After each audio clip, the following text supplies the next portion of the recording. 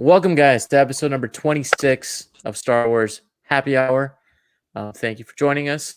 I'm one of your hosts, David, along with Meg. Hey. And Jason. Hello. A small group tonight, but nonetheless, we're gonna have fun.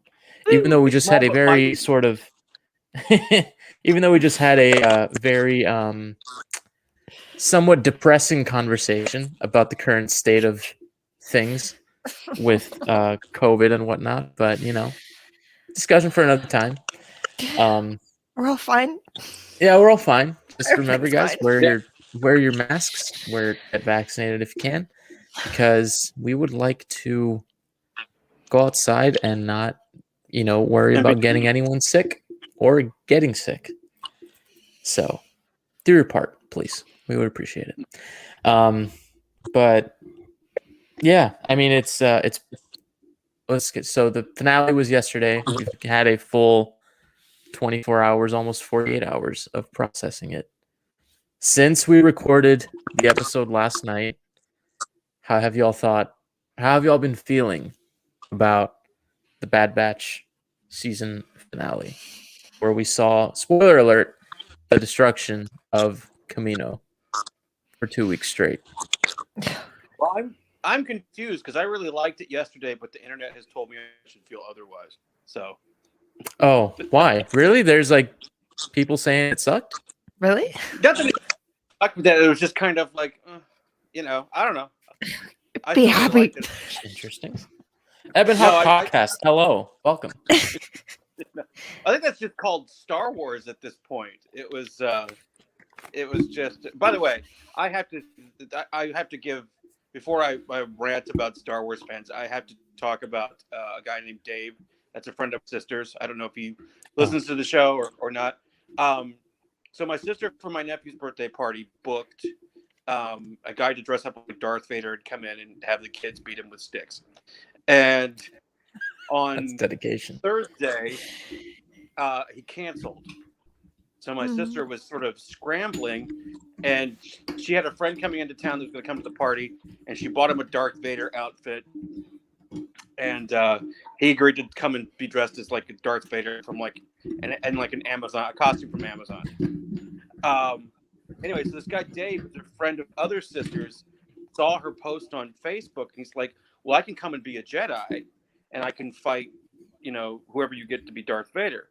So he did today, and it was like, and he looks. I mean, he does like cosplay, I guess, because he had like the whole Luke from Force Awakens and Last Jedi, a sequel trilogy outfit. He had the beard, he had the long hair, he had a black glove and a porg.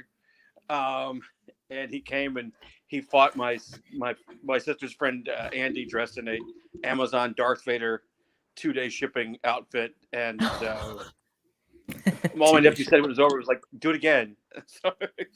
Oh, amazing.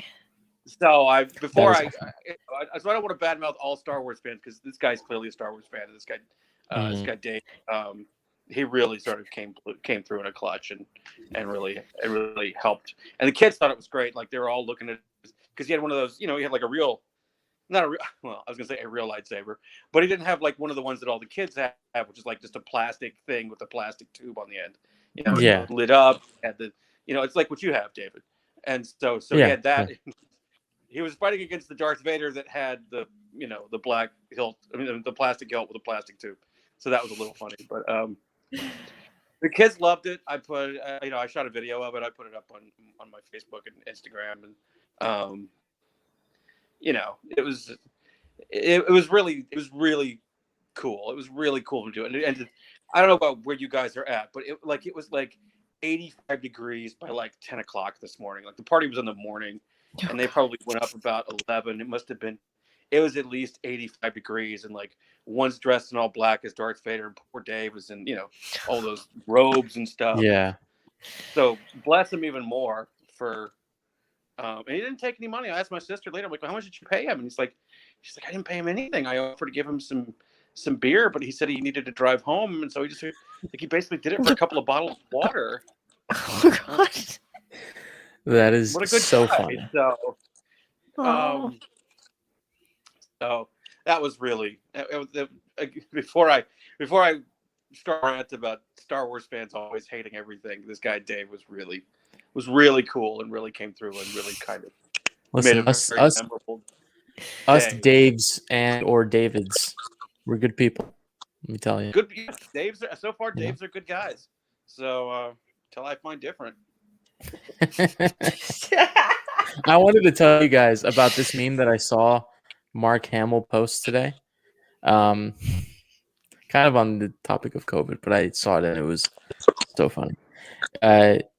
He just says, "We're all in this together. Don't be a mask hole." And then the image is from Return of the Jedi, the scene where Vader's telling Luke, "Help me take this mask off." And then it says, "But you'll die." And then Vader says, "I have rights." I saw my sister sent me that. That was I hate I everything. saw that and I started dying. Oh my god. But yeah. I saw a guy the other day at Publix, which for those of you who don't have a Publix near you, it's a grocery store with the best sandwiches on and earth. Fried chicken, right? And if you put two together, you get the Pub Sub chicken tender sandwich, which buffalo sauce, ranch, tell them to mix it. Amazing. I mean, you won't regret it. But a guy walked in there wearing a Boba Fett helmet as his mask. So I was like, good for you, dude. Fantastic. Good for you. You know what? I kind of thought that too. I was just sort of like, well, you got a mask, you know. At least Vader's got the ventilator thing on it, so you know. Yeah. Well. But what have y'all been up to? I mean, I know that Meg, you came back to the show fairly recently after some time off. So how have you been? What have you been up to? Oh, nothing. I have been this is the internet, without saying too much. I have been doing all the things generally required of someone who is looking to make a change in their life in terms of what they do 8 hours a day, 5 days a week. Okay. So yeah, a lot of that fun stuff. But also just trying to. I told myself this week, I'm like, okay, you're not going to get behind on another Marvel show because I have not seen Winter Soldier and I have not seen, oh God, what's the Loki? Yes, I have not seen either of those. I'm a terrible person. So I'm like, okay, what if is literally like half-hour long episodes? Watch the first one. So I did that this week and I was very proud of myself, but also pleased because it was fantastic. It really was. Like I didn't know, like I had no feelings about it. I was like, I don't know if I want to watch this, but I was like, I guess I will do that. And I did. And I was like, I was going to skip this. That would have been terrible. That would have been terrible. Yeah. So like so far, I can't promise how long it's going to last, but so far, at least on that one show, I'm caught up. I need to go back and watch the other ones. But yeah, I don't know what I want to do with my life now that the Bad Batch is over because like half of my Fridays have been watch the Bad Batch, write 6 articles about it and talk about it on a podcast. Now, what do I do? I don't know. Yeah. I don't know. Yeah, I looked last night. It doesn't come out till almost the end of September. So, and I think they drop all. Well, one thing we do have to look forward to is the episode of the gallery for the Mandalorian on the finale of last season. So that'll be the 25th. So the 25th is, I think, a Wednesday. Yeah. So in a couple weeks, like a week and a half, something like that. And that should be fun. And then obviously, like you said, Jason, we got Visions, and then Book of Boba Fett in December. And I think we should get some stuff on Disney Plus related Star Wars shows and whatnot in November for the Destination D23, which I am glad I didn't get tickets to because one, they were super expensive, even though I live just a half hour away from where it's going to be. But also, now with the way things are, I don't feel great about going to a convention. So, but regardless, they're going to live stream parts of it. So I'm sure we'll get to see Like they did certain last year? announcements. Yeah. Like we'll see what it is, and then they'll probably cut to the, some other feed while they're showing a trailer or whatnot. Yeah. But, luckily we've got be- stuff to look forward to. This year for that, there should be, I mean, I imagine they're going to announce some new shows, but there should be a lot of like, I would imagine they're going to announce some dates, at least for Book of Boba Fett, and I would imagine Andor and Kenobi. Mm-hmm. Those three are super. I mean, we should be getting, if not exact dates, probably, I would probably venture to say Andor in January, February, and then Kenobi would be a great one to launch May 4th, like with Bad Batch. Yeah. So I imagine one of those shows we'll get for May 4th, I would imagine. I would hope so. I mean, it'll fall in line with what they did for the Clone Wars last year, where I think the finale was it the finale or the premiere was on May the 4th. I think the finale. The finale, right? Yeah. I think premiere, so. Yeah. Yeah. Then the premiere was because it premiered in February the last season. Okay. And I think the last episode was on May 4th, and then they did the hour and a half Bad Batch little mini movie. I guess not a mini movie. The movies are about 9 minutes. Yeah, basically, it was like a Sherlock episode. Yeah, they did that on May 4th this year. So I can't imagine them missing an opportunity to put the premiere of some show on May 4th. Yeah, and those two seem to be the most. I mean, aside from Book of Boba Fett, which everybody says is still coming in December, I can't imagine they would miss the opportunity to debut one of those two on May the 4th. I just don't know which one is farther down the line. I know they just finished shooting. There was a rumor that they just finished like principal photography, I think, on Kenobi. And I don't know if they're still shooting Andor. Rachel would do this. Yeah. I don't know if they're because it seems like they started shooting Andor before they started Kenobi. So I don't know. I don't know how it works. I don't know if they're still shooting it or if it's wrapped that too. I haven't heard. Yeah. Rumor wise. Meg, what do you think? Do you think they'll lead with the next, aside from Book of Boba Fett, that they'll lead with the next Star Wars show with somebody like Obi-Wan rather than Cassian? Or do you think it'll be the other way around? I mean, I'm excited for Andor, but I think in terms of like excitement level for the whole fandom, I think they would go with Obi-Wan over him just because like I think more people in general are probably looking forward to that. What I'm really wondering is, are we going to get to a point where there's just always a Star Wars show happening?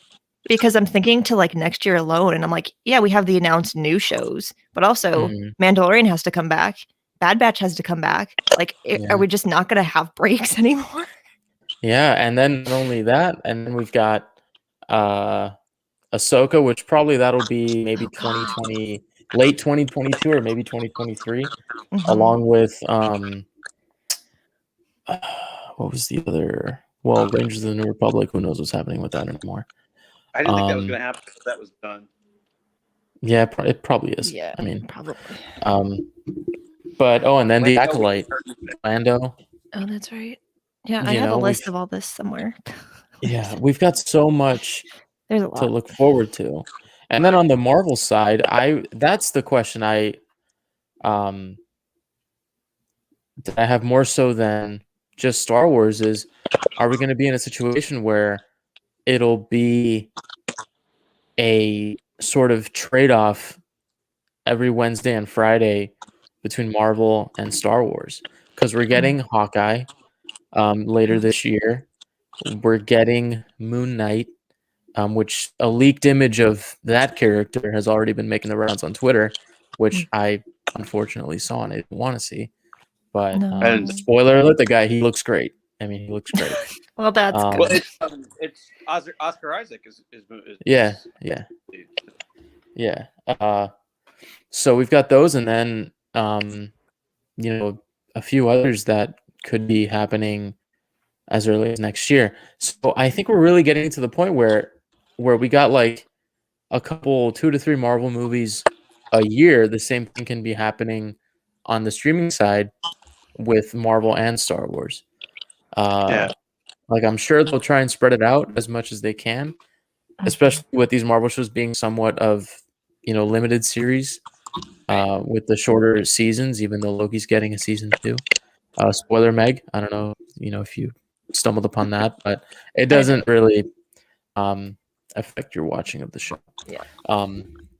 But yeah, I mean, how does that make you guys feel? Like we have this discussion so often about Star Wars fatigue or Marvel fatigue, superhero fatigue, whatever you want to call it, of being inundated with so much in a short period of time that a lot of people think like it not, I don't know if cheapening is the right word, but it doesn't make it feel as like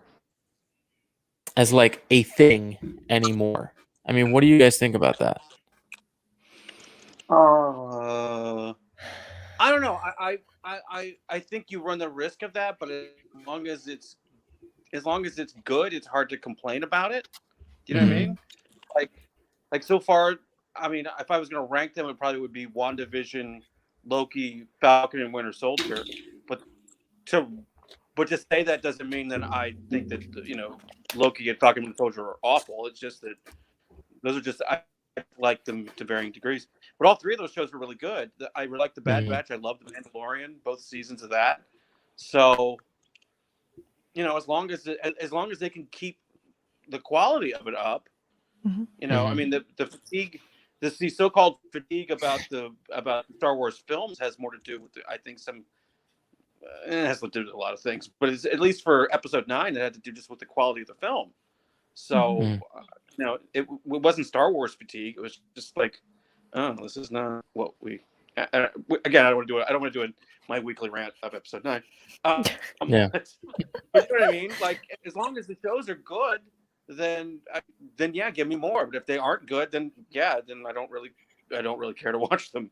I guess is probably the best way to. Meg, what about you?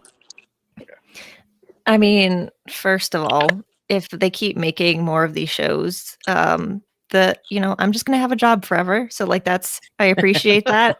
If there's always stuff to cover on streaming services and all that, then like cool, I'm good. There's never gonna be a problem there. But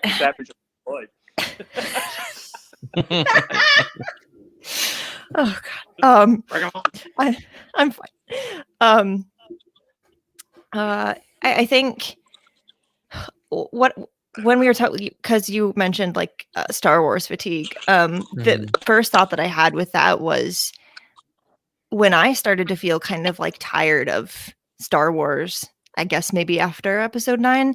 I wasn't tired of Star Wars. I was tired of it was more like fandom fatigue for me. It was kind of like I needed a break from like engaging with not the content, but the discourse around it. Right. I think if you genuinely enjoy Star Wars because it's Star Wars, you're not really going to have like that issue where like you don't want it anymore. Like everyone goes through like cycles where like, oh, I don't really feel like watching a Star Wars movie. I want to go watch something from the MCU or whatever. But I think even like if we had for whatever reason a constant stream of Star Wars shows just like always happening, like you maybe get like a week break between and then there's another one,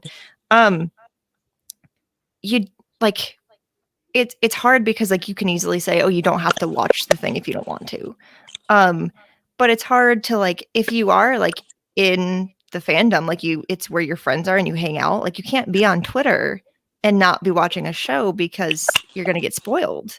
And that's hard because that's like my go-to response is like, if you don't want to watch The Bad Batch, don't watch it. But it's not always that easy for everyone, I guess. I think like what I've really started to do with like my Twitter is like, I don't really scroll anymore. Like I just have like put things in place where I just am not tempted to do that. And it's made like watching like the last couple episodes of The Bad Batch like so much more enjoyable for me, because like I'll engage as much as like I can, and I'll write the things and I'll find the fan theories and whatever. But like when you mentioned that like people were disappointed with the finale, like I didn't even really know that, because like I'm not seeing that, and it's kind of great. Yeah. I think like if there's going to be constant Star Wars, I think every person has to decide like how much they want to engage, or like if they want to watch, because I know some people who like they didn't watch The Bad Batch as it was coming out. They watched it all like in one sitting when it's over, or they will, because that's just how they prefer to do it. And like I think you just have to decide like how you want to Star Wars, basically, in your own personal thing, I guess. I could never get tired of it, because I like, not to the extent of like between the original trilogy and the prequels, like that was a pretty big gap, but like I do remember like, I was old enough, like after Revenge of the Sith, there not being another Star Wars thing. Like there was the Clone Wars, but like other than that, there really wasn't a lot. And like I remember like I remember that. And to now have like constant Star Wars, like I don't know, I like it. I really am. Like there's always something to talk about or something to think about. Like every new episode of a Star Wars show gives me something else to think about or some connection to make to something else. It's exciting to me, and I really don't know if I could ever get tired of it, but I will easily get tired of Twitter or Reddit or whatever it is. And so I think it's easier to disengage with, or easier to step away from that part of it. But yeah, I think you're totally right. And I think another thing that has allowed us to just stay in it during this sort of lull before the Bad Batch premiered, and now taking us to December, is the publishing too.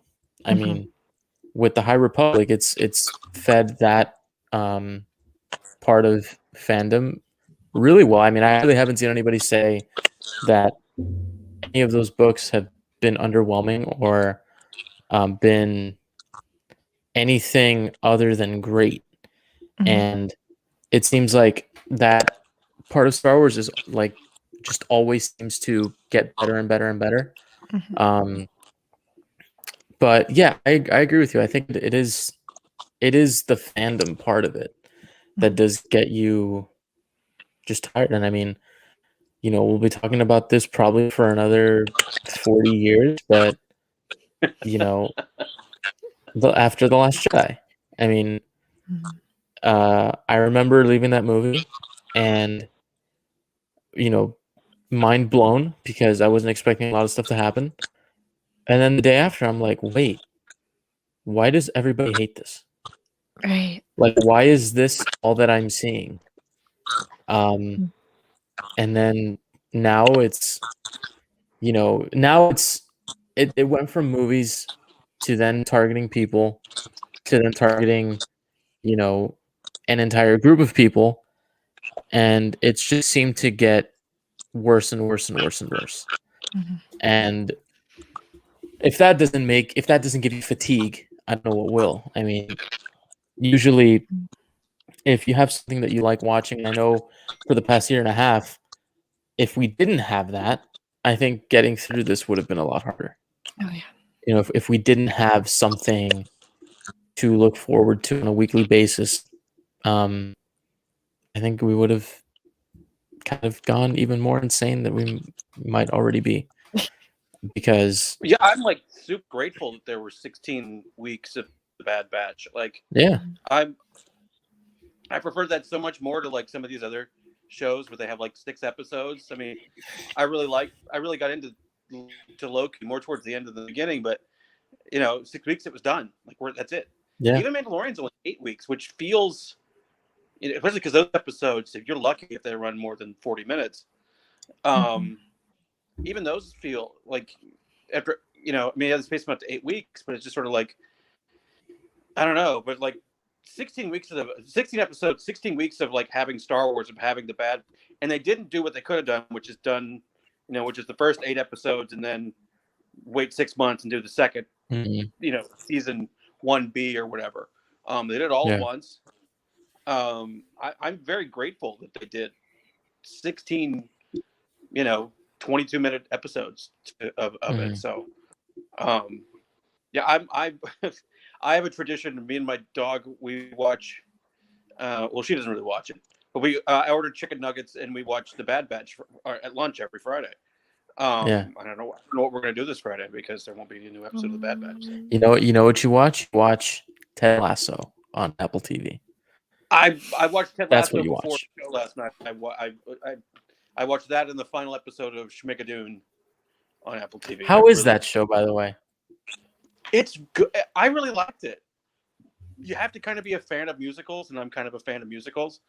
Okay. So it also kind of makes fun of musicals, and like the sets, the sets look like a really good, like maybe college production of like a musical. So like so like past the buildings, it just looks like like set dressing, like on what you might find on, like a Broadway show or something. So, but yeah, I mean, I really liked it. But again, like I said, that was only like 6 episodes. I did like, and with Apple, like they'll do like 3 episodes up front. So really, it's only like 4 weeks and you're done. But that's neither here nor there. But I'm grateful for, like I said, for 16 weeks of Bad Batch. I'm gonna miss not having that sort of half-hour fix for a while. It's really, I mean, I think I don't think Visions is an ongoing series. Like it has like 6 episodes, but I think they're putting them all out on the same day. Yeah, I think they're only like maybe 15 minutes or something. Yeah, they're short, so I think it's just going to be a one and done kind of thing. Yeah, so even that's like not like something we can like, sort of dissect it and get into every week because I think people would scream bloody murder if they were only like 12 minutes long and we only got one a week for 6 weeks. I think people would be upset. I would be upset. But so we're really not going to get another Star Wars show until I think December or maybe into November, whenever they decide to put up Book of Boba Fett. I mean, I think it's December. The last shot of the last episode of Mandalorian said December 2021, but they could also push it. We don't know. Yeah, I don't know. I feel like we say we have Star Wars fatigue until Star Wars is taken away. Then once Star Wars is taken away, we're like, wait, what are you doing? Yeah, back. I want it. This is going to be 2 years without a movie. That's the longest we've gone in the last 6 years without a film. So yeah, like imagine if you heard, oh, sorry, this is getting delayed. Like nobody's gonna say, oh, that's fine. I really didn't want it anyway. Like no, you're gonna be mad. Like you're gonna be a little pissed. Even like Rogue Squadron isn't supposed to come out until 2023. I think at this point, I could be wrong about that. They haven't started shooting that yet. What? Have to shoot it. Oh, Rogue? Yeah, no. I don't Rogue think Squadron. So we'll probably get that Christmas of 2023. So that'll be that'll be almost 4 years. It'll be 4 years, yeah. Yeah, it'll be the longest. It'll be 4 years. The gap between Force Awakens and Revenge of the Sith, unless you count Clone Wars. But even still, that's 4 years at least. Yeah. When did that come out? 2008. When did that come out? So that'll be 2008. Yeah. So that'll be 7 years between that and Force Awakens. So well, now there are apparently rumors that for the Marvel fans that, and I don't know how credible this is. I'm just saying that I've heard it, that apparently Spider-Man No Way Home could be pushed back a little bit. For what reason? I don't know. But Let me tell you. I think it's world events is the reason. Right, which I'm saying, if you guys ruin me seeing Spider-Man No Way Home in the Oh my theater, God. I will never let any of you live it down. Because this has been seeing Tobey Maguire, the possibility of having Tobey Maguire as Spider-Man again. I've been waiting for this moment for damn near 20 years. Oh my So God. I need this. I need this to happen. Well, I'm wondering if it has something to do with Venom, because they announced that they're pushing Venom back 3 weeks. That was something they announced last week. And Sony Venom, puts out though, the I can see Venom being pushed back for because of the movie itself. Because I'm sorry, man, those trailers did not do it for me. I don't know what they're going for with that. I had such low expectations with Venom that by the time I saw it, I was like, "Oh, this isn't bad." I mean, it wasn't. I wouldn't put it in my top 10 of like comic book movies, but it wasn't. I've seen worse. I saw the Josh Trank Fantastic Four. I've seen much worse. No. Oh no. When was the last time you guys saw the Chris Evans as Johnny Storm Fantastic Four from like the early 2000s? I think when it came out on DVD, Okay. I know I rented the second one. So it's been Meg, so long they said Blockbusters. Meg, have you seen it or no? It's been a while. It's been a while. Okay. It's been a while. I watched it the other day, Oh, and I'll tell you, it's not terrible. Upon rewatching it, What's not the first terrible. one or the second? The first one. Okay. First one's not terrible. To me, it's not First terrible. one I think I saw in the theater. The second one I rented because I was like, Right. I just can't get over the fact, and I was thinking about this the other day. For example, Spider-Man 3 was released in 2007, and then Iron Man was released in 2008.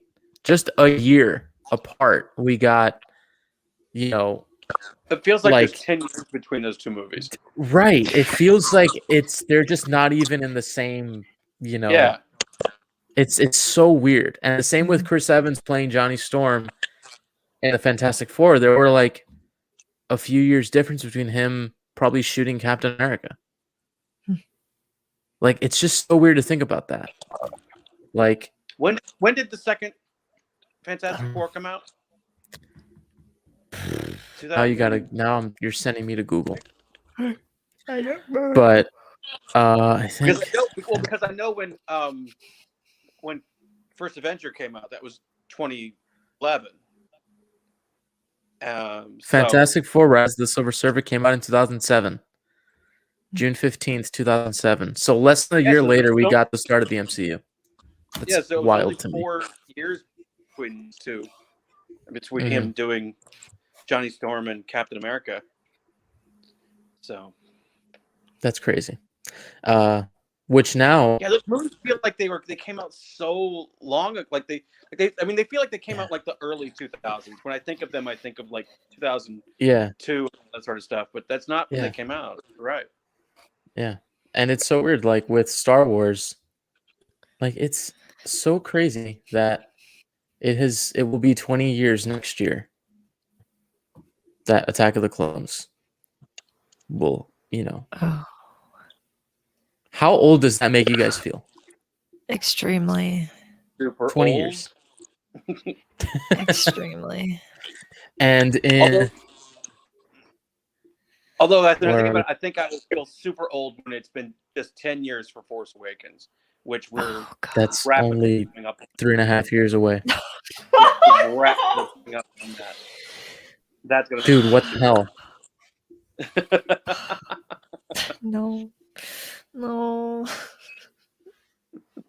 I don't know what to think anymore. Yeah. Rogue One is already going to be 5 years old this December. Yeah. No. Yeah.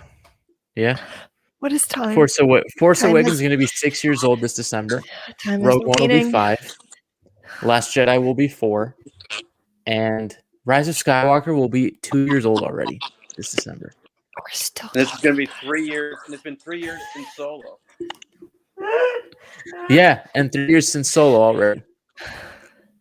Yeah. What has happened?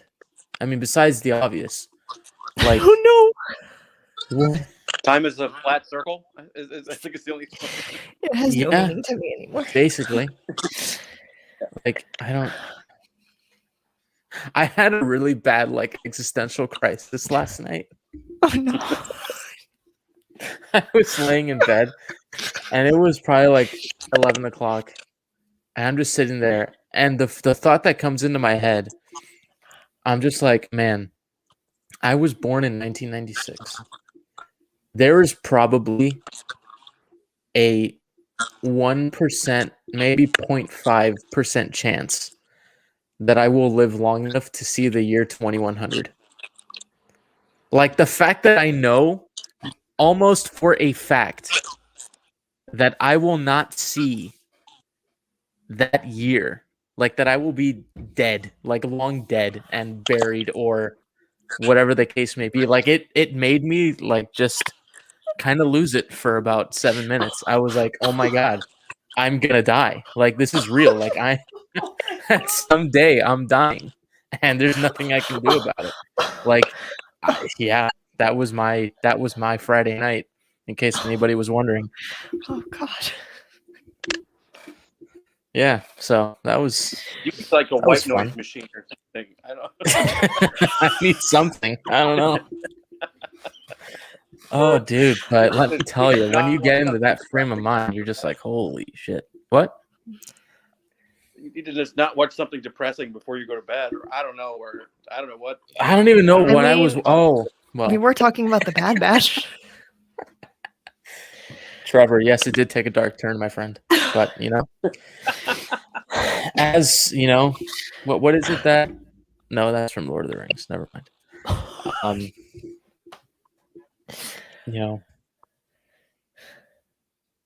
don't know. I didn't know we had people talking. Yeah, Sorry. we got a few people in the chat. I always forget to look at the chat. Well, I'm doing this on the phone, and so I have to flip to another thing to see it. I got you. I didn't know anything about the thing. People were talking. Hi, everybody. Yeah. But yeah, so the good bad thing, I do these things thinking nobody's listening. So. Well, we tend to. I mean, Saturday night people are usually busy. So I don't really. If people want to hang out, feel free. You'll get content like this with me realizing that I'm going to die someday. You're realizing you're mortal? Yeah, realizing my own mortality. Absolutely. But yeah, it's the happy I don't know. content we have here all the time. The uplifting content that brings everybody back. Yes. Damn, I don't know how to turn this around from there. I really. Yeah. We're all gonna be dead in 79. What do you guys in the chat want to talk about? Do you want to talk about how we're all gonna die at some point, or do you want to talk about something fun? Oh God! Just how Please help us at this petty pace. But yeah, I think bringing it back to the whole fatigue thing. I think the moment that we get news that something isn't happening that we thought was happening is when you realize that no, I'm not fatigued. I want it. I think people just want the reassurance that what they're getting, they're going to like. I think that's partly what it is. And but there's whether no or way. not, There's no way to quantify that. Like, I think I'm gonna like Kenobi. I could be completely wrong about that. And I didn't think I was gonna like Bad Batch, and I ended up loving it. So you can't. It's something that I think before you make dispersions about things, I think this is just a thing in general for life. You have, before you think a movie's bad, you should watch it. Before you think a TV show is bad, you should at least try it. Before you think a book is bad, you should at least try and read it. I mean, we make so many judgments these days based on, a picture from a behind the scenes picture, of something that, it's like, oh, well, I saw behind. I remember this is a long time ago. So this is going to show my age a little bit, but I remember that somebody had posted pictures, like behind the scenes pictures of one of the Matrix sequels, and all everybody could talk about was how awful it was going to be because of this behind the scenes picture of like the rave. I guess that rave that they have. Not that those movies are like fantastic, but I was just like, it's a picture. It's not even like an official picture put out by the studio. It's something somebody took when they were on set. Right. You know, how can you judge? Before you get a trailer, how could you judge this movie? You know, but we do. Like I talked about last night, how when I first heard they were making Into the Spider-Verse, and all I knew it was going to be about was, you know, it was just an animated Spider-Man movie, and I was like, well, who wants to watch that?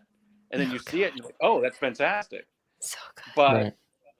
But at the time, you know, so, and I can remember, people can go back and find the shows when we were talked about how, when they announced that they were making the Bad Batch TV show, we were like, all right, like we weren't super psyched about it. I didn't get psyched about it until they showed that trailer at the thing last November, whatever that thing was called. I don't remember. The investors YouTube thing. I don't know, whatever it was called. Yeah, that thing. I didn't get excited for Bad Batch until that. I was like, oh, this might actually be good. Oh, so we actually do have a question from Trevor here. Since you asked the question, and this is my safe space, how about the risk-free approach to Star Wars storytelling of the last few years? Now, I think definitely the most risk-free area of Star Wars right now is publishing, because I feel like that's the area where you can do the more outlandish kind of stuff, plan it to a T, and really let people. Usually, the people who read the books are the ones that are, they have the. What's the word I'm looking for here? Usually we get more invested in the story that's being told, like, because you live with the story a little more because you're creating it as you're reading it. You create this sort of attachment more than just being told what you're seeing on a screen. You're creating that world in your head. You're attaching how this person, you know, of course, aside from the audiobooks, you're creating these personalities and things for yourself in your head. And I think the publishing side recently has really given fans what they have been looking for that maybe they haven't been getting on screen, especially the High Republic, especially with, you know, something like Thrawn. And I think it's really shown that you can tell stories that don't rely on characters that we know, because that's been a huge criticism of Star Wars lately is, can we get away from the characters we know and focus on maybe characters we don't know as well, characters we've never met. And I think that's one of the huge draws of something like the Bad Batch. It's going to be one of the huge draws of, right, the Mandalorian. It's going to be one of the huge draws of the Acolyte when that comes out. And then you have the fan favorite characters that are being allowed to tell stories in periods that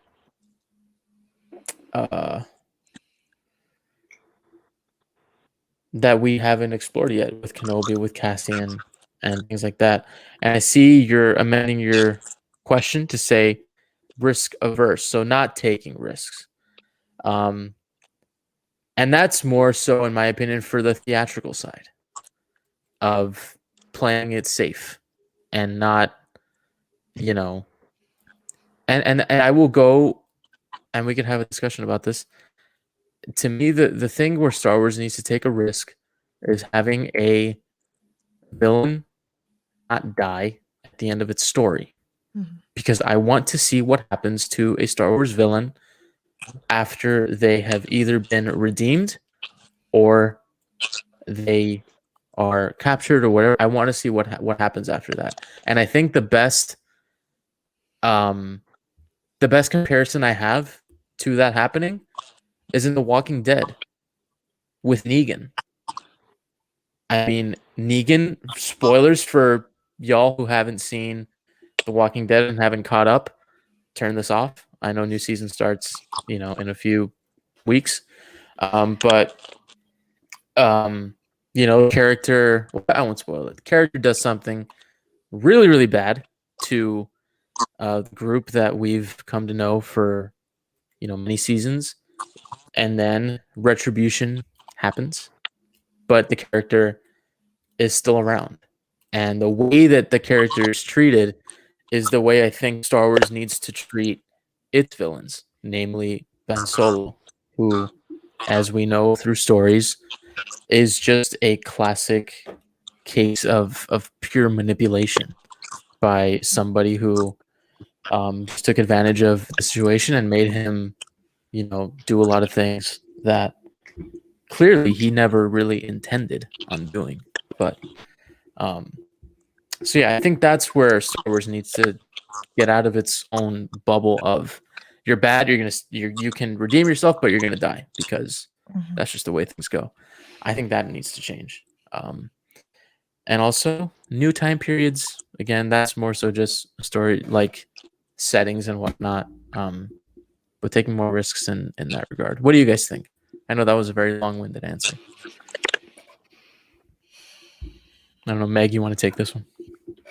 Yeah, I'm thinking. I mean, just in general, like I'm even thinking about like just like the villain example, the redemption or lack thereof or whatever.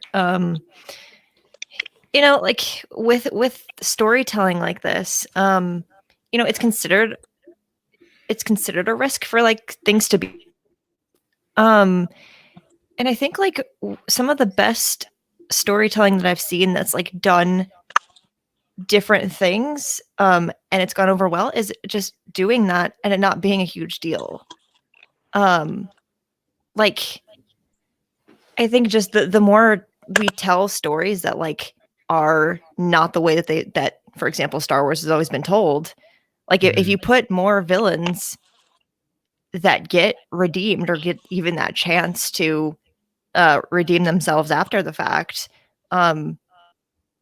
it just becomes like the norm and it becomes just a different way of telling all these stories. I think that's one of the reasons I'm so excited for there to be more shows and more movies and more books is like the more you invite different storytellers in to create this content and it's not always the same people. That's why like I love how Dave Filoni created shows are run by so many different people. Like it's not always all the same directors or writers or whatever, because that allows for more diverse storytelling and that just needs to keep happening. And it has, like, if you look at the book specifically, like they're the most diverse in terms of whatever subject you want to pick, like, because there's so many authors writing different things. Yeah.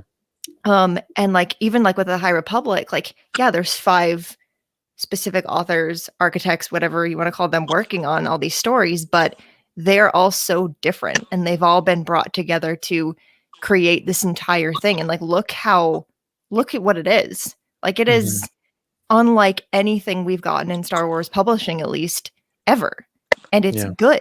And so many people are praising it for so many different reasons. And in terms of like movies or like things like on screen, like I can't tell you what else is going to catch the movies up, for example, to the books, other than like just making it the norm by just doing it. Yeah. What about you, Jason? I'm trying to formulate my answer. Okay. I think I don't know. I think that there needs to be the one thing they need to keep constant is there needs to be a feeling of sort of authenticity. I guess it's probably maybe the best way to phrase it. It needs to what we get from Star Wars needs to feel like it's somebody telling a story and not a bunch of people got together and decided, well, these are the 10 things we want to see in a Star Wars movie, book, TV show, whatever, and then that's what we get. I mean, the perfect example of that is Mandalorian.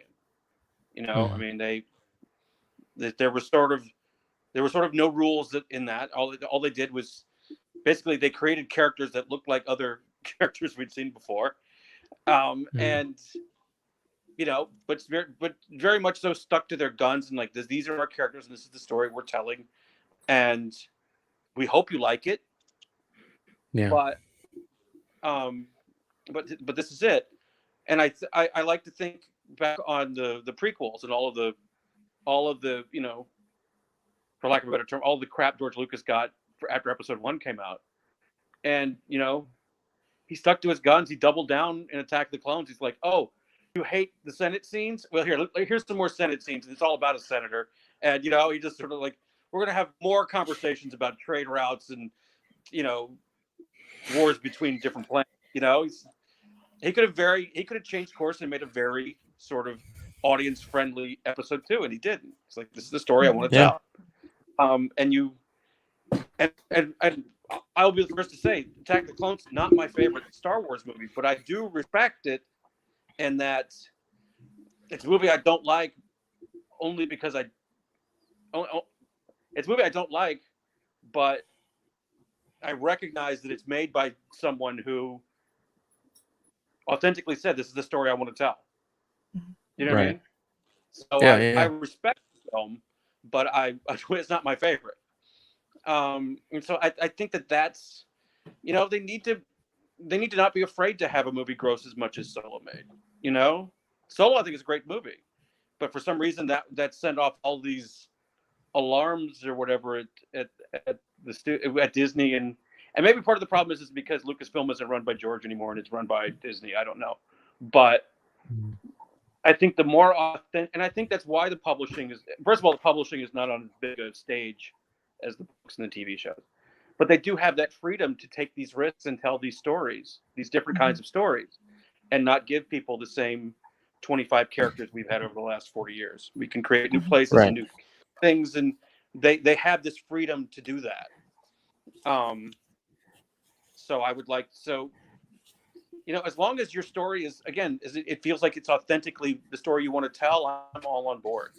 I think that's why Hannah mentioned the other night that she didn't like the Bad Batch episodes of the last season of Clone Wars, and I can see why. They do feel a little. It did feel a little bit. You can tell sometimes if you're watching a TV show and they're trying to do a spinoff, so they'll make the characters of the spinoff main characters of an episode, and that's kind of how those episodes of Bad Batch felt a little bit. So I get that, but you know, I think as long as they stay true to the stories they want to tell, I think we'll be good. You know, but the minute they try and guess what an audience is going to want, that's when it starts to get muddy. You know, right? So yeah, no, I agree with you both. I just, the thing that I hope they do more often is just stick with your plan, unless it's just that bad and you have to make a change. Like, I mean, come on, who's not curious about the Lord and Miller Solo? Oh yeah, I am who is too. not curious about that? I'm more curious. It's why I'm terrified and super excited about the Taika Waititi Star Wars movie. Oh, I am so excited for that. I am ready. I'm excited and terrified at the same time because I don't know tonally what we're going to get. You know what I mean?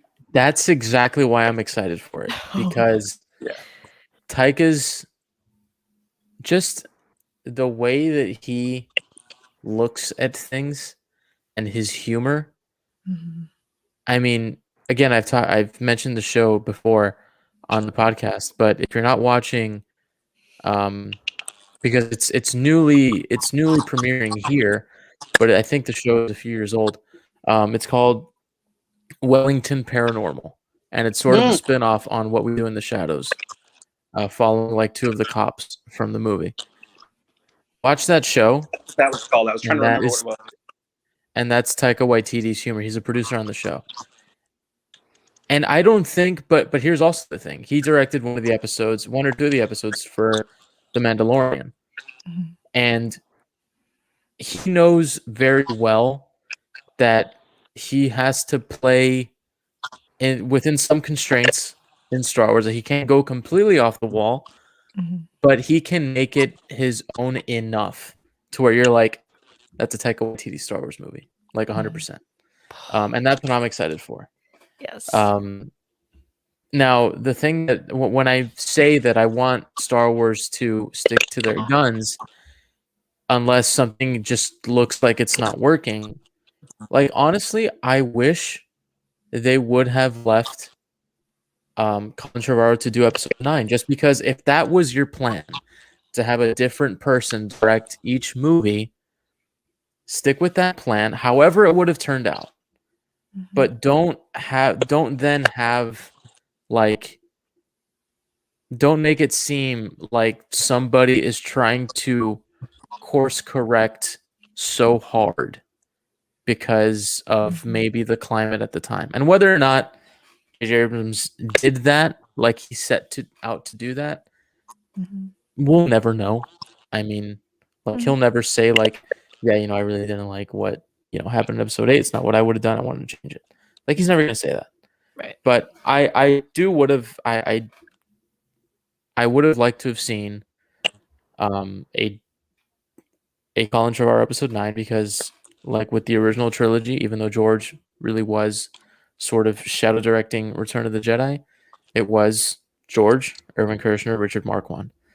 George did all the prequels, and then I think we should have been J.J. Rian Johnson, Colin Trevorrow, just to see what that would have been. Obviously, that's never going to happen now.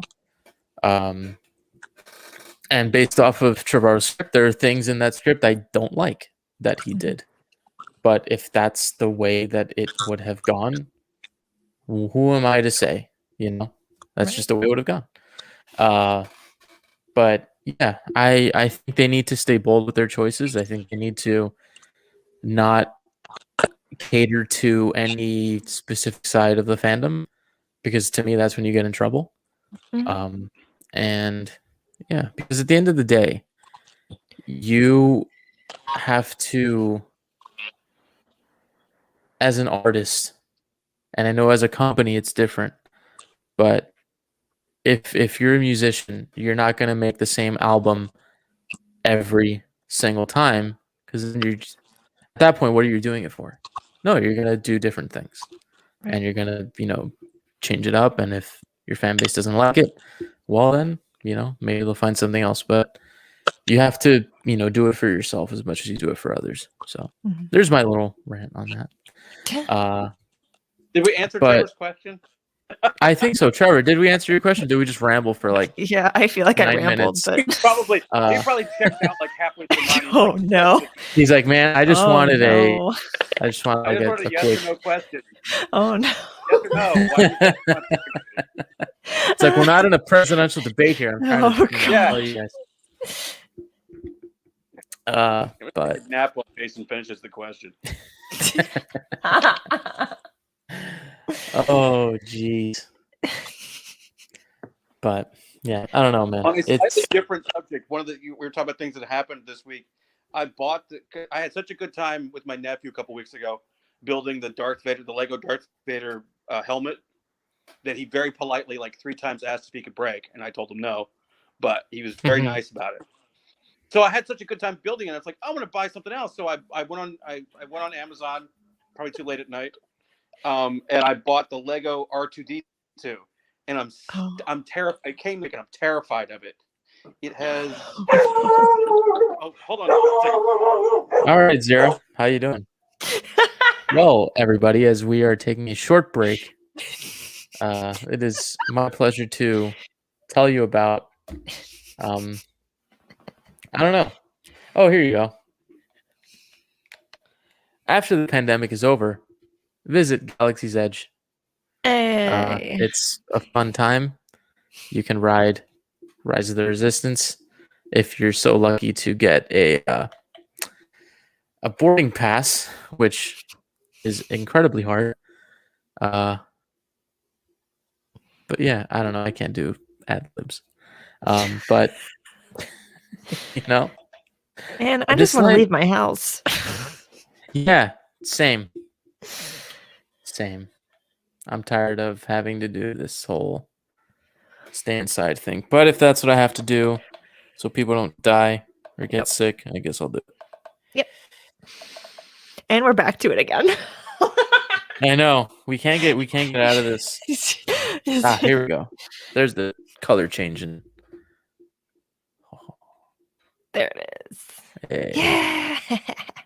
Galaxy's Edge. Which, by the way, guys, if you haven't seen those prices for the Galactic Star Cruiser, I never told you guys about that.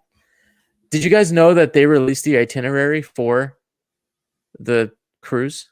I did Quote see unquote that. cruise. Did you read it? I did not. Okay. Well, I'm gonna tell you all about it. I'm Because- By the way, this is my neighbor needed a bottle opener, wine opener. So, Great. anyway. Somebody's getting a little. This is the You know. size of the freaking Lego R2D2. This is why I'm terrified of it. That's a lot. That's It is a lot. That is a lot. It is 2,314 pieces. Oh, how long is that going to take?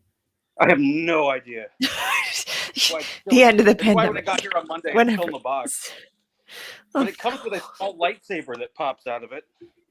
Oh, Another that's cool thing. cool. Okay. Are you guys ready to hear the sample itinerary Yes. of the Star Wars Galactic Star Cruiser? It is a Give it sample to itinerary. me. Things could change. Okay. So I'm going to read the entirety of this thing, and it's going to be a little lengthy.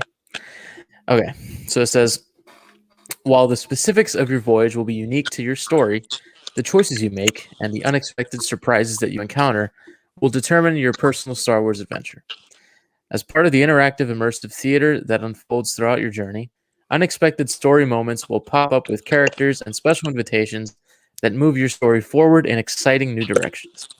Some story moments are called out in the sample itinerary, while others will develop from onboard activities that don't always go exactly as planned.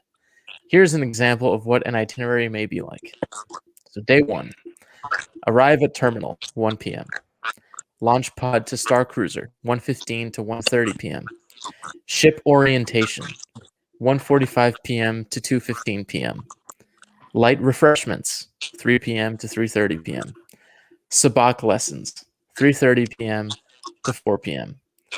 Muster. So if those of you have been on a cruise ship, you go to your muster stations just in case the ship is going to sink. That's what you do. So muster from 4 to 4:30 p.m. Captain's reception, 4:30 p.m. to 5 p.m. Dinner featuring live music, 5:30 p.m. to 7 p.m. Outer room regalia, 7:15 p.m. to 7:30 p.m. Unexpected story moment. For example, you might prove your mettle to join an elite smuggling ring, hide a stowaway to help the resistance. That's 7:30 to 8 p.m. Bridge training, 8 p.m. to 8:45 p.m. and special atrium entertainment, 8:30 p.m. to 8:45 p.m. So that's day 1. Oh my god. That's day 1? That's day 1. Do I get Day to 2. sleep? Yeah. I don't know. When do I Day explore 2. Rise of Resistance? That's all I came to this stupid hotel for. Day 2. Breakfast, 7 a.m. to 8 a.m. Right. 8 transport shuttle to Batuu, 8:15 to 8:25 a.m.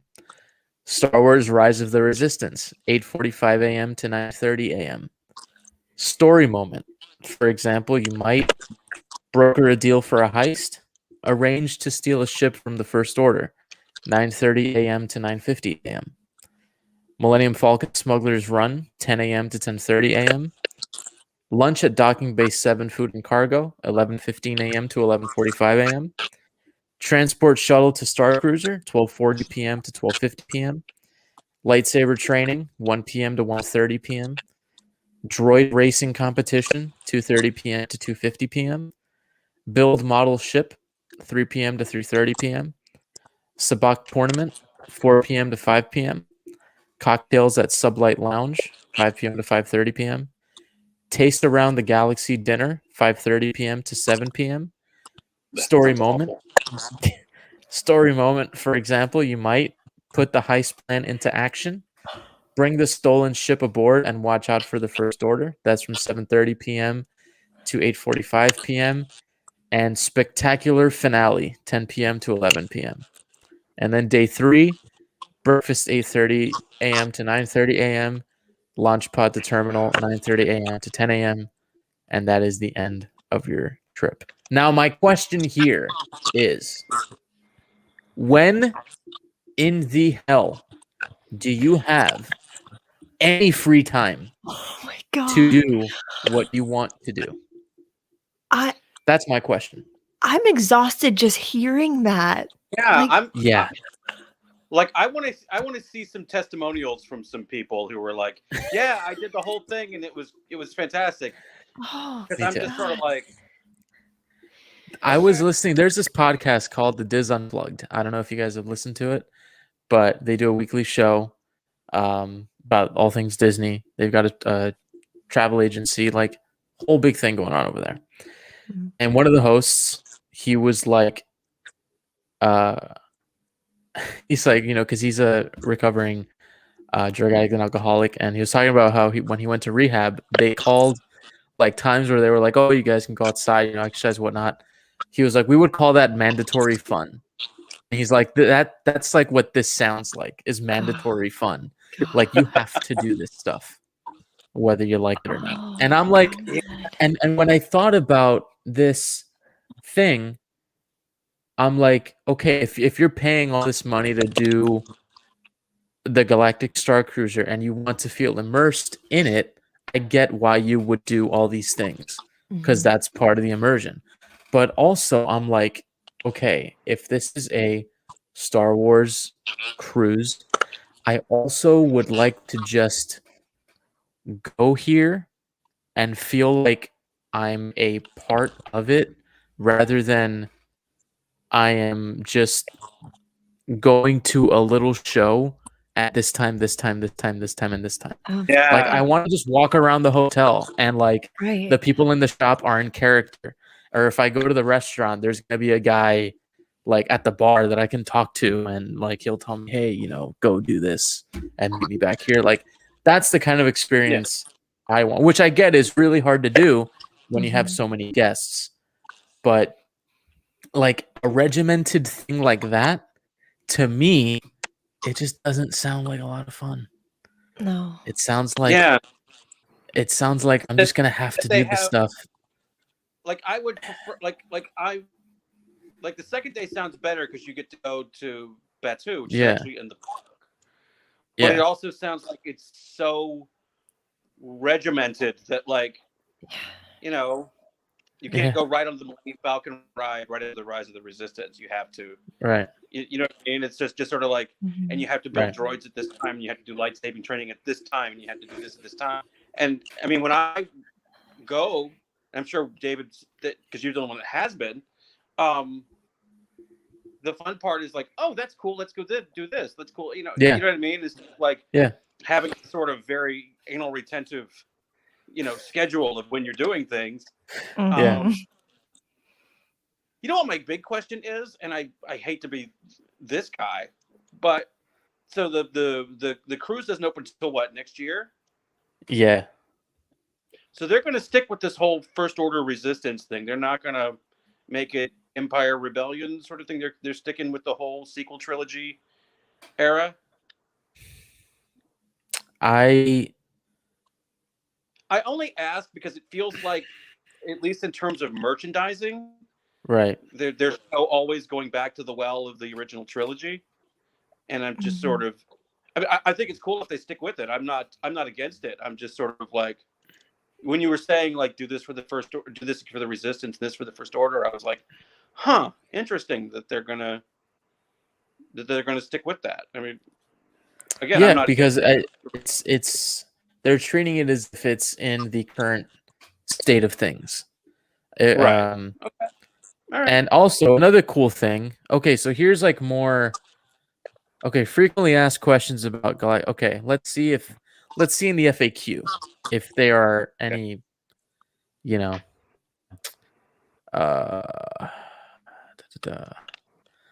what information? Okay. Where do I go? Will I be seated? Does Star Wars really take passion? Oh my! You got to be kidding me! That this is a question on. I know what you're gonna say. Okay, I'm not joking when I say this, and maybe it's just like a little tongue in cheek kind of thing. But the fact that this is even here. Does Star Wars Galactic Star Cruiser really take passengers into space? It has to be a joke, right? I really hope so. I really hope that's a joke. Because if you thought if I only have to pay $5,000 to go to space, Yeah. I'm doing it. I mean, Have fun. Let me see. Do I need to purchase? Does Star Wars Galactic Star Cruiser have a swimming pool? No, it does not. In case you were wondering, I There's can't not. go then. Okay. What's the point? What is the point? so Absolutely. there are no questions as far as like free time. Like, do I have free time when I go here? There are no questions, regarding that. Is this like family friendly? Like, can families do this, or is it just for adults? Because I think families. okay, because I don't know why I keep having this thought. I don't have children, but how would you do this with small kids? I don't like know.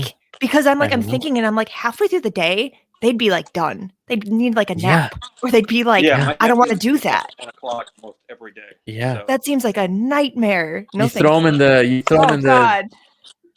you throw them in the detention center.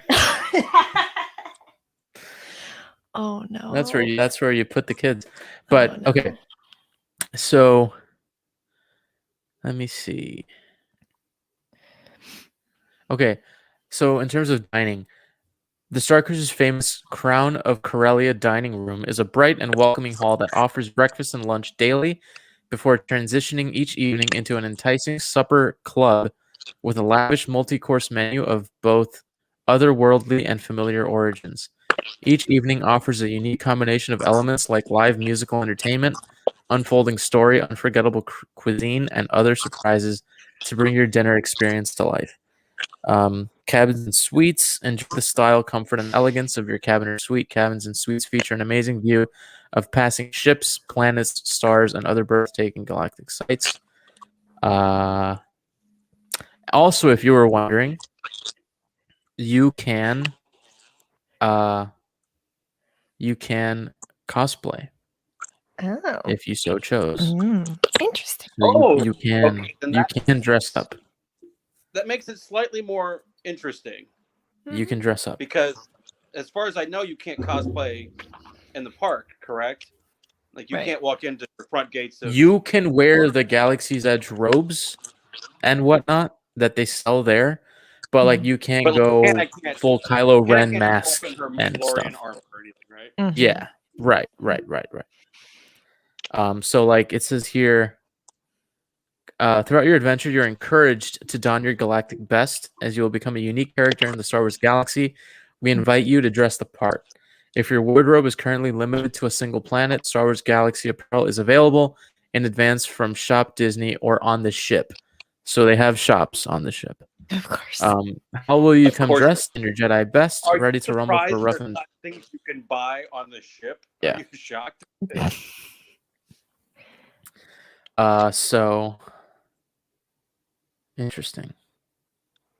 When you were talking about the food, you said that they have like Star Wars themed, I guess, food and then familiar food. I just thought, like, what if you paid all this money to go on this cruise and you got like a taco? Yeah, like... you got chicken fingers. It's like we have here We have the Ronto wrap along with a Carillion whatever. Also, we have a chicken taco with rice and beans, and we have chicken fingers with fries. So enjoy. I don't know. Honestly, right now, and I think I won't change my opinion on this. I have absolutely no plans to do this at all. It doesn't. I can't justify spending thousands when I live 25 minutes from the park and can just go to Batu whenever I want instead of having to do this whole thing. Yeah, I can't. I can't. I think it's like I said, if I could drop that kind of coin and not miss it, I probably would do it. You know what I mean? But yeah, $5,000 is gonna hurt. So, yeah. If I'm gonna spend $5,000 on a cruise, I want to actually go someplace. on a real ship. You know, I don't want to pretend to go somewhere where I can just pay, $150 for a ticket and just go there. You know, let's make a list of the things you could do with the money you could spend 2 days on the cruise. Like, you could have a really nice trip to like Australia or Europe or something. Yeah, right. Yeah, you could actually go to a real country. Like, yeah, that's what I mean. Like, if I had the kind of job where I could spend, let's say I could spend $5,000 like I would spend like $100, which again for me even $100 is a bit of money, but it's not gonna have to worry about looking for change in the couch.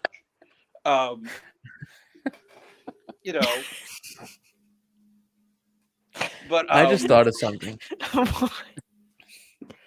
What if you're in this hotel and they're so like immersed in the thing of being in space that you're like, hey, can I go, like, I left something in my car? Are they gonna tell you, sir, what do you mean? Like, we're light years away. Like, you can't. And then I'm just like, dude, I need my wallet. Like, my wallet's in my car. Can I go outside? And I'll be like, no, sir, you're ruining the illusion. The immersive. Like, at that point, I think once I get to Batu, I will leave the group and just run to the parking and be like, take me to the parking lot of the freaking Star Wars Galactic Cruise so I can just get in my car and leave. I know. What if you need to leave early? What happens? Yeah, what if you need to leave early? What if you just what if there's some sort of emergency? Like, I'm sure there has to be like an emergency exit somewhere. Right. You're not actually leaving the place. Right. Oh, it's like an airlock. You just get sucked out. Jeez. Is that why it's so expensive? Because once you're there, you can't leave, and if you do, you can't. Yeah, it turns into the escape room movie. Oh god. Yeah. Oh man, I can't. Whoever, if anyone listening to this, experience that place caught on fire, or like a fire drill or something like that. Oh my god. Leave the ship. The guy in the freaking Chewie costume is running for his life. Like, man. Yeah, I don't know. If for any of you that are listening to this and are gonna go, please let us know how it is. Yeah. Because I'm really curious. Yeah. I would like to hear what somebody thought about their sort of very, very, very planned out 2 days that they spent $5,000 bucks on, especially again with $5,000, you could go to a real country or on a real cruise. Yeah, you could. I think you could actually go on the Star Wars cruise because they have a cruise ship that's coming out, I think, next year. Yeah, they do like a Star Wars Day or something. I said last week or the week before, I was like, I would have preferred it if Disney came out with a legit Star Wars themed cruise ship and you sailed to it was like a sailing over to Ireland and you went to Skellig Michael Yeah. And like that was your thing. Like that was like the big like destination. I was gonna say, you couldn't go to Tunisia on a ship, so you can't really do the whole. And I don't think I'd want to go to Tunisia anyway, just because things over there aren't great right now. Yeah, things are not good in Tunisia. You're right. So I'd be like, just is it over? Just be like point at it. Be like, oh, it's actually over there. Like, great. Yeah. Just want to know. I think for me, it's been in what, 4 movies. I'm good. I think I'm good. I know what the lowest homestead looks like. I'm good. Yeah. I don't need to be on the ground for it. Yeah, I don't need to worry about being murdered going to see. Now, if you tell me you're gonna sail to the Maldives for Scarif, I'll be like, oh, that'd be a beach getaway. There you go. Or wherever that place that they filmed Padme's house in in Italy. In Italy. Yeah. Go there. Like, do a Star Wars destination cruise. Go to the filming location. Don't want to go to me, that would be so much better. Yeah, I would do that. Yeah. You go to Hoth? Like go to Norway in the winter. Go to Hoth. Oh no. Go to that one hotel and be like, all right, guys, we're all gonna do this. We're all gonna like start walking over this hill and just stumble and pretend we see a ghost. Then we can go back to the cruise ship. I love that story where the whole crew is inside and Mark Hamill's just outside shooting it. Yeah. That's kind of crazy to think that was like that's not on a set or anything. They're actually out there during a snowstorm. Yeah, and that it was too cold to put the cameras out there that they had to shoot it inside the hotel. Oh man. Well, now you guys have anything? Oh yeah, that's true. That is very true. Y'all have anything else you want to talk about, or are you all good after hearing about this wonderful itinerary? I seriously feel tired after hearing that. Right? I feel like I've done it. Yeah, I feel like I did it. I feel like I don't know, like I wouldn't want to go do that feeling like I'm on vacation and then come back feeling like I didn't relax. Yeah, there's not a lot of time to like just kind of I don't hang out in your hotel room and watch a football game or something. Like you can't. And even if that's another thing. Will they have TV in there? Oh God. I don't think they would have TV in there. God, can you imagine? They would. They have to because, dude. I'm just thinking about my sister's kids. Like, they're so young. I mean, they're 3 and 5. They don't understand the concept that if the internet's not working, they can't watch TV. Like, they don't even understand that. So we're now going to take them someplace where they can't watch Coco Melon on Netflix. Are you out of your mind? Like, like, can you imagine you're in that hotel and then you just turn on, like, I don't know, ESPN, and you're just watching, Bills and Patriots. I don't know. It's just so weird. So weird. Yeah. Anyway, if y'all are good, we will go ahead and sign off here for the evening.